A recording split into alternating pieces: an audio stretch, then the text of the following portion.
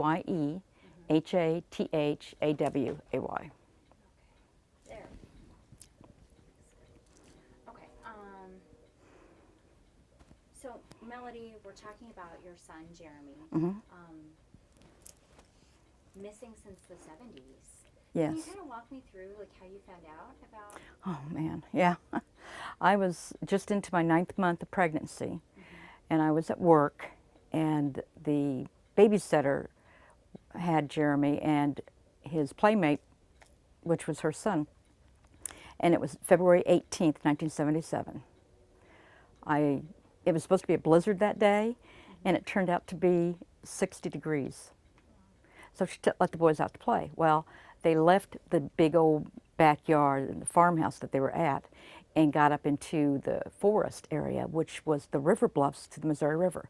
I had no idea that she lived that close. Anyway, they got into a... Okay. Okay. Well, I think we're all set now. So Okay. fingers crossed. Oh my gosh. Okay, so I'm going to have you again. Just tell me your name and who you are. Okay. And then we'll get into the questions. Okay, sounds great. So go right ahead. Okay, my name is Melody Hathaway, Melodyehathaway. I am Jeremy Coots' mother. And how it happened was February 18th, 1977, it was supposed to be a blizzard. It turned out to be 60 degrees. I had just started my 9th month pregnancy with my second child, Amanda. And I had just got a new babysitter for Jeremy, who was 4 years and 4 months old. He had been there 1 week to the day, and he was deaf. And the babysitter was actually a friend, and I had taken care of her 4-year-old all through the years. She'd taken care of my 4-year-old all through the years. And so she knew how to deal with him, so I thought everything would be fine, you know. Plus, my husband lived a mile down the road, or worked a mile down the road from where this happened at. So he could just drop off Jeremy and then go to work, and it would be perfect. Yeah. And so when I had the baby, you know, he wouldn't have any trouble, you know. So anyway, I was working away. I had a case that I had to get done. I was transcribing, and the boss was really on to me because I was 9 months pregnant, and he didn't know when I was going to have the baby, and so he wanted that thing done. So I was transcribing away, and it was at City Hall. People kept coming in and leaving the office, and I'm like, there's something going on. But I can't get into the office politics right now. I've got to get this thing done. I had my earphones on, and I was just going crazy, and I had no idea. Finally, my supervisor, Jay Williams, came up and tapped me on the shoulder. And I take the earphones off like, what? And because he knew the pressure I was under. And he said, did you know that Jeremy was missing?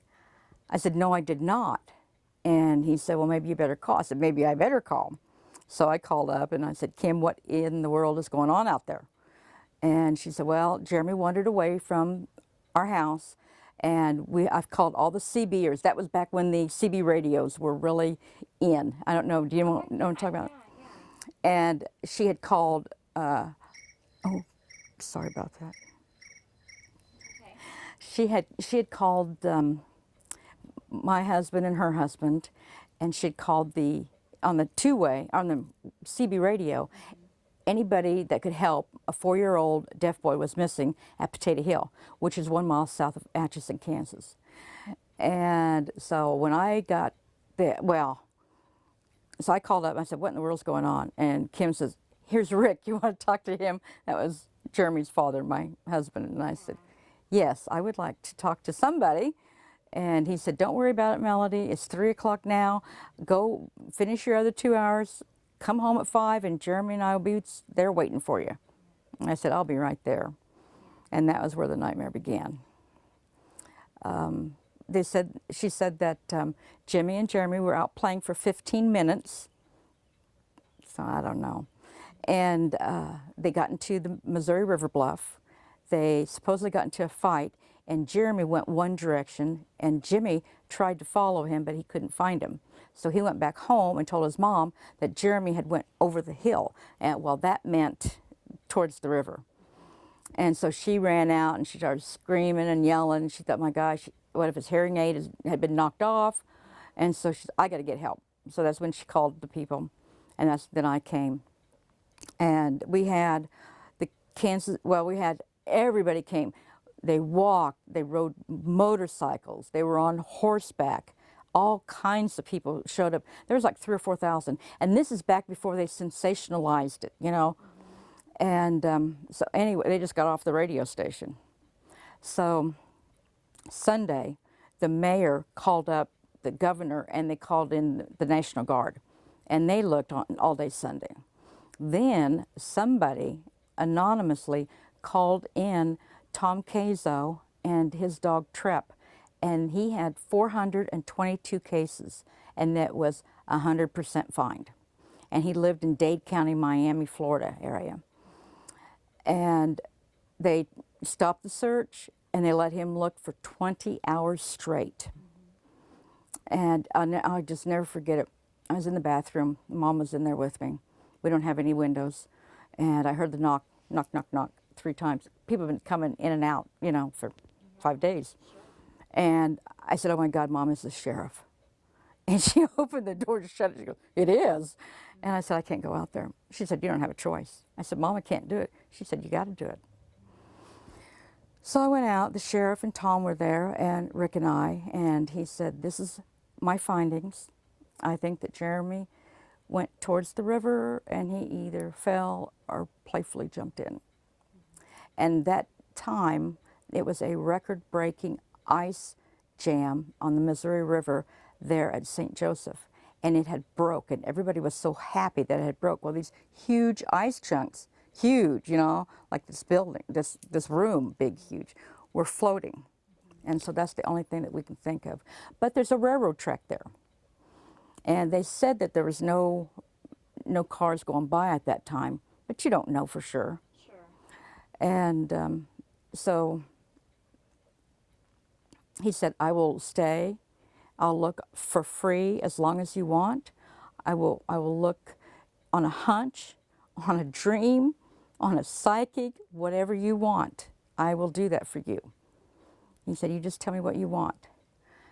And I said, I want to walk the trail. I want to see the dog walk the trail so I can believe it. And he said, no. He said, you're not physically or mentally able to do it. Emotionally, you can't do this. I thought I was okay. And evidently I was not.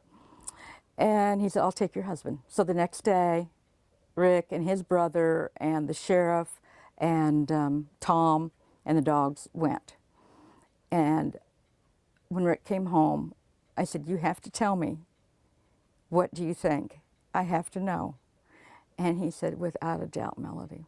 He said, that dog, he talked to it like it was a person. He goes, okay, Trip, go find that little boy.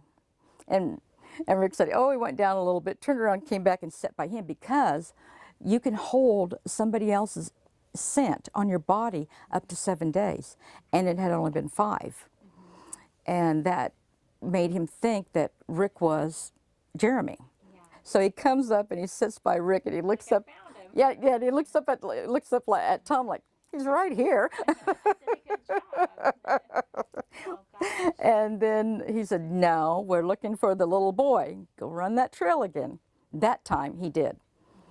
And Rick said that he went this way and that way, just like a little boy would play and jump and just, yeah, it wasn't like he just didn't walk down.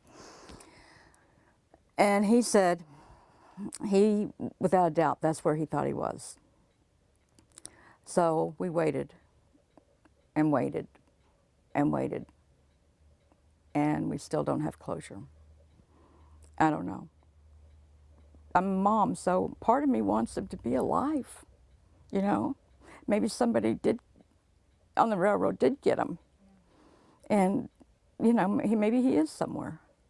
But what I really know is, you know, he probably went to the river. But I would like some kind of closure before I die. I bought a grave and a gravestone because I didn't want to have to do that when they found him. I wanted that already done.